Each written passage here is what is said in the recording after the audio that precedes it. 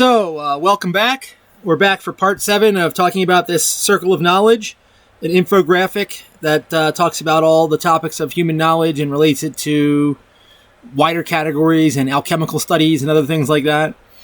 And where we left off was we had talked mainly about, we've gone through all the main words, how it was created, how you kind of cross the words to create the next categories, how you can find roots and hearts of each category or get more general as you move towards the center of all other categories. We talked about the slices. For example, here's slices in eighths. You know, for physics, there's 2 slices here and here. You got your space slice and your earth slice. Same for chemistry and the others. We talked about that eventually, once you add more of these words on the inside, you get sixteenths, and that even the sixteenths slices have certain nuances to them that you'll see that these words here kind of capture the nuance of that 16th slice.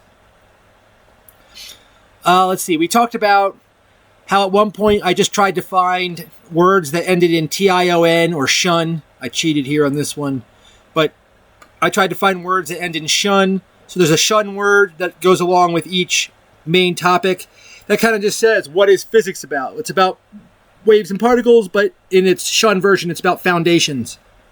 Chemistry is about transitions and so on. We also said that I had created an ENCE word. So like physics is about existence, and chemistry is about coalescence, and biology is about emergence, and so forth and so on. And that's about where we were. And we left off with the last one, finally starting to talk about the elements and these alchemical properties. And I think this is where it really starts to get interesting, because if you realize that so far we've just built this circle basically off these 8 topics organized because of their natural scale and how one kind of leads to the other and how they kind of lead in a full circle. And that alone creates everything else here, and it's going to create some really interesting correspondences for mystery school type topics and alchemy and other things. And so we're going to start off today with some of these. We're going to finish up the outside, I think. We'll see how long it takes me. And let's start talking about some of these correspondences. So I talked about it a little bit in the last video. I left off in the last couple of minutes starting to give an introduction, but I'm just going to start again from here, and we're going to jump right into the elements that you see here and some of the coloring of the circle, and where does the coloring come from, and how does it correspond to the elements. So early on in creating the circle, there was a point where I kind of realized, I said, well, where do the elements go? If I just use the traditional 4 elements of earth, water, fire, and air, do they fit? And right around the same time, coming from this, this science and physics background, we always think of, well, color-wise, you could get into ROYGBIV, red, orange, yellow, green, blue, indigo, violet. If you're familiar with that in science, you know what ROYGBIV is. And it's your color spectrum of the electromagnetic visible light. And visible light goes in that pattern from red, orange, yellow, green, blue, indigo, violet. You got your rainbow, right? And I started to notice there was a correlation between ROYGBIV, the colors, the topics, and the elements. And I said, no way, is this going to fit or match, or does it just seem convoluted or contrived, or does it fit really well? And over time, I realized that I personally think it fits amazingly well, and you start to get some really interesting things that happen here. So, how do we want to go about this? Let's see. Let me collect my thoughts for a minute, because I'm just doing this on the fly. I didn't really have these conversations planned, other than to keep them each between 10 and 20 minutes and just keep making them until I talked about everything in the circle.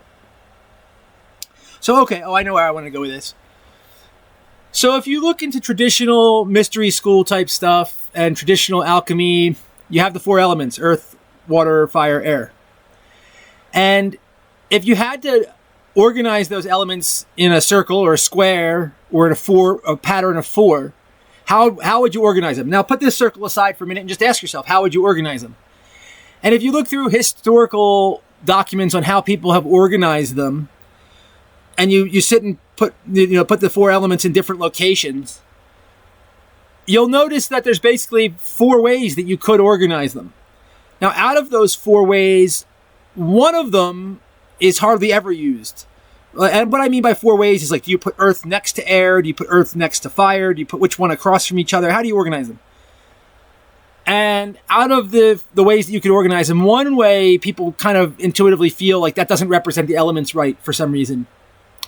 And the other three ways, two of them are more common. And this one is a little bit less common as how I ended up organizing these. But when you look at those charts, you'll see something else that is often, and for people who study this, they might be familiar with it.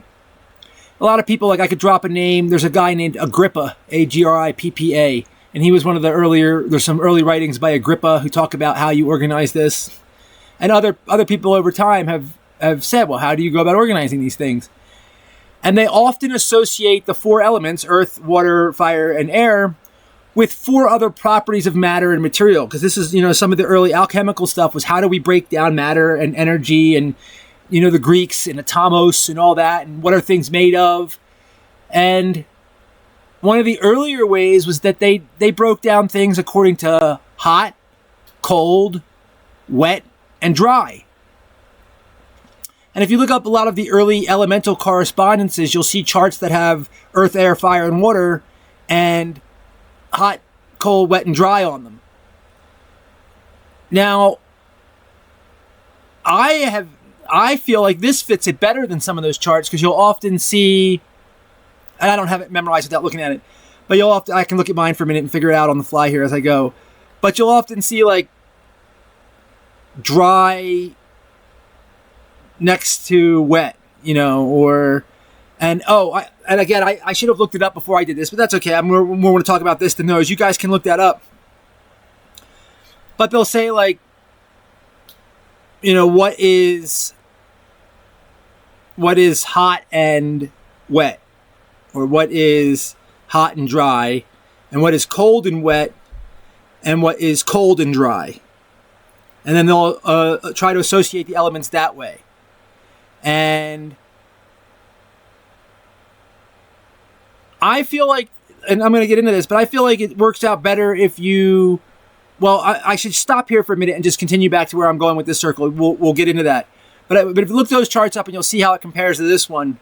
And you'll see that in my chart here, instead of having those words and the elements end up in between them, on this chart here, you end up with the elements associated to those words. And we're going to get to that. And I feel like saying this all at once, the colors, the hot, dry, wet, cold thing, and the elements, because this is where it all kind of came from all at once. So, and I got to check my time as I go, just so I kind of see what we're dealing with here. Okay, good. Okay.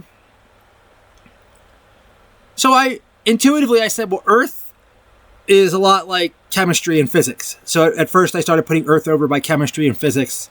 And I said, okay, it has to be somewhere over there. That was the most obvious correspondence, is that the atoms, the matter, the material, that is the Earth. That is the matter, the prima matter, or the first material. And I thought to myself, okay, well, if Earth is the matter, well, what's opposite of matter? Usually we think of that as energy. And I said, well, that's kind of like the fire. Fire represents energy, I think, better than air or water does. It's that pure, earth is the hard stuff, and fire is just like the burning, or, the material for fire. You need a substance to burn, and oxygen, and a heat source. But once the fire goes, it's just kind of the flame. It's kind of, very, it's not solid like the matter is. So I said, what happens if we put fire across from earth? Because earth is the matter and fire would be on the other side. And then that left water and air.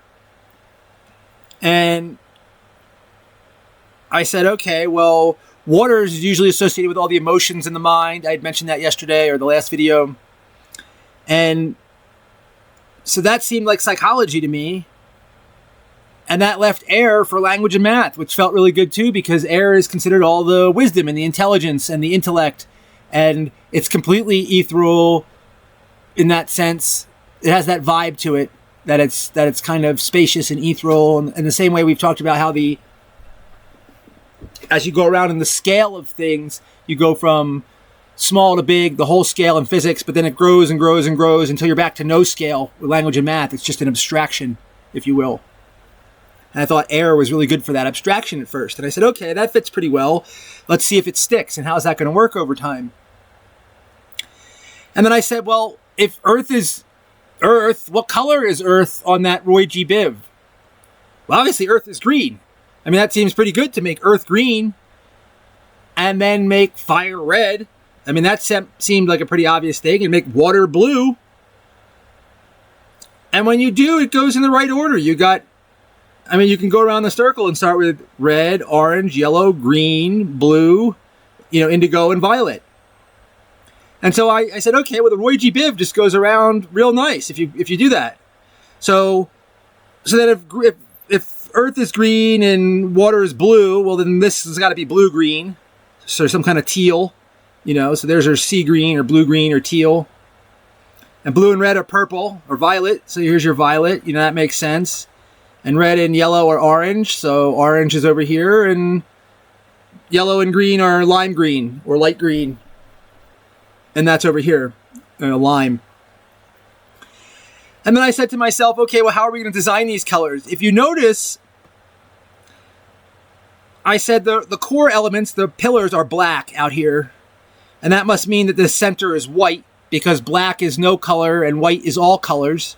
So we make the center white, and black represents out here around the edge. So your color is your hue, but then you can offset that color to a bold or a pastel by either adding black or adding white. So a color plus black is considered bold, and a color plus white is considered a pastel version of that color. So then I said, okay, well, I better set the middle. So each of these spokes, if you will, of the circle has 3 main elements on it. So I said, okay, well, I'll set the middle one to the core color, the core hue. I'll set the outside one to that color plus like 25% black, roughly. And I'll set the inside one to that 25% white, or that color plus white equal, and this color plus black.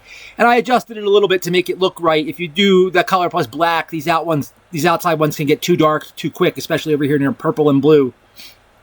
But so there's an idea on the circle that black is on the outside and white is on the inside. The pure colors, like your RGB computer colors, are on the middle dots. And then you add black to get the outer dot, and you add white to get the inner dot. And so that's how all these colors were generated. It follows ROYGBIV going around, and black on the outside and white on the inside. So that's what you're seeing here.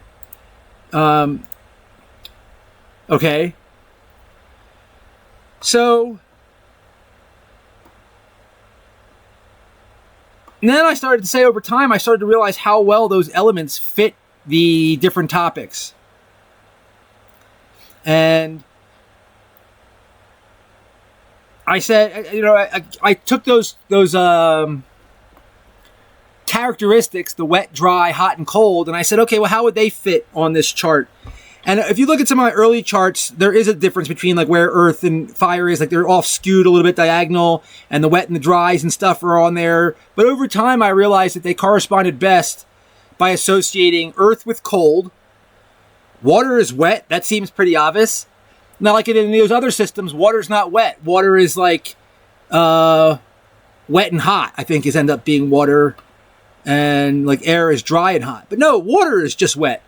And the joke is that water isn't actually wet itself. We can get in, that whole thing. But no, but water's wet. For all intents and purposes, water is wet.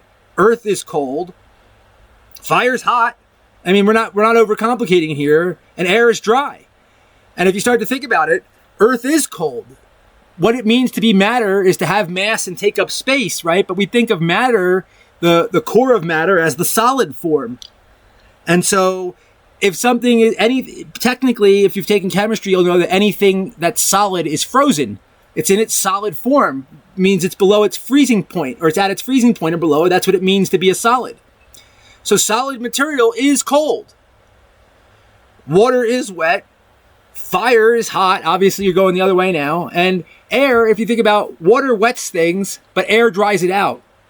As you create that, what is air technically is a pressure difference. So a difference in pressure in an area with molecules between two areas creates a flow of high pressure to low from those molecules.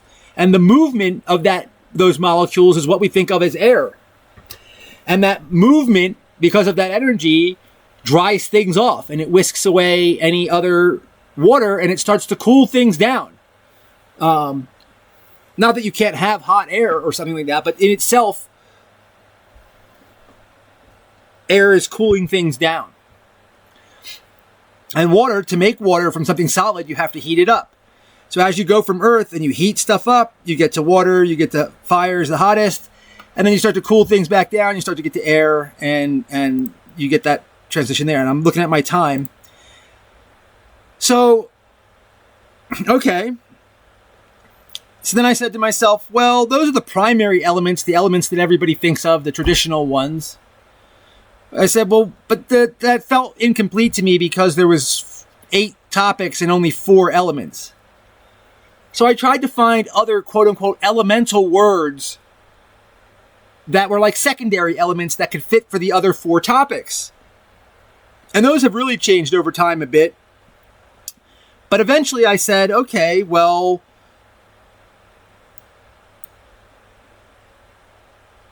earth and water, what does that make? And it has to make sense with biology, right? Earth plus water. Well, that's how you make life. Life grows from, you put water in earth, and a seed. And life starts in that cool, damp environment where you have cold plus water is life. And of course, that characteristic, so earth was here, is the element, and it is cold. So I said earth plus water is life, and it is damp. Cold and wet make damp. And that's biology. All your mold and all your algae, they like cool, damp places, So that's your life. And we go right around. We say, well, what's fire and water? Well, fire and water is steam. And wet and hot is humid. And that made sense. So you have damp and humid. Okay. And if you think of STEAM and sociology, this is where all your crafts and arts and crafts and things start to come in that beginning of sociology. Business, culture, your trades. It's like old steam engines and their first essences of power and energy because you're getting towards fire. And we're going to get into that more. I want to finish this up in the next minute or two. And then I'll make another one, of course. So steam is like the societal stuff. Your steampunk and all of man-made gears and engineering. And the theme of steam is fire and water. And then you say, well, what is fire and air? Well, that's light. Light is basically, in a sense, it's like the lightest form of fire that you could have, and it exists in the air, and it goes through the air in this high energy, wave particle dance. And it also fits that if fire and air are light, then hot and dry is bright. So light is bright. And the same way on this last one, you have air and earth is like dust. Dust is earth in the air. So little tiny particles of earth that got suspended in the air, that's dust. And dust makes things dim, starts to blot them out, the same way light reveals things and makes them bright. So you get this nice pattern here of life damp, steam humid, light bright, and dust dim.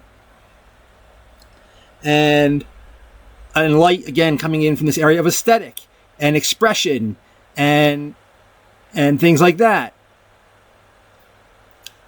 So, okay. And I'm going to run a little long here, but that's okay. Because I'm not quite at a natural stopping point. So, where do we go from there? You'll also notice that this quickly, this quickly harkens to the 4 seasons. And you say, well, what's the cold season? That's winter. What's the wet season? That's spring. What's the hot season? That's summer. And what's the dry season or the windy season? That's fall. The air season is autumn. And so you'll notice that not only do the elements fit, but the seasons fit in this natural order just going around with ROYGBIV. Whereas some of the traditional methods, they crisscross these and and they think of, like, for example, what is it? Earth is across from water and fire is across from air, or, but in this sense, I feel like this just kind of started fitting in, and it felt really good. It said, oh, well, look, and we're going to talk about, the more you sit with this, the more you'll notice that these things fit in these areas, and that there's a reason why these seasons end up there, and why we're going to get into that in the next video. More of how these, elemental abstractions and whatnot just fit better and better and better to the topics that you're talking about. So, okay, and I didn't talk about these last biggest words out here. I'll start with the next one of just doing some more recap and some talking about these elements and stuff, and just go on from there. I don't know where I'm going to go from here. Like I said, I'm doing this on the fly. But I want to kind of end this video because we're over 22 minutes, or we're like 22 minutes. And we'll finish up with this, and then we'll maybe do one overall, just talk about stuff. I'll just kind of ramble for a bit. And then I have some other circles that go along with this that we can start pulling out that really show some of these other correlations and drive it home. But I want to talk about this bit a little bit more and finish up, and we'll do that in the next one. And we'll go from there. So if you enjoyed, thank you for watching. If you feel like leaving a comment, that's great. And so, yeah, we're just continuing to explore and explain the circle of knowledge. And I'm just going to kind of cut this off short because I'm going to start another one here in a minute. And I'll go from there. And thanks for watching. All right. See ya.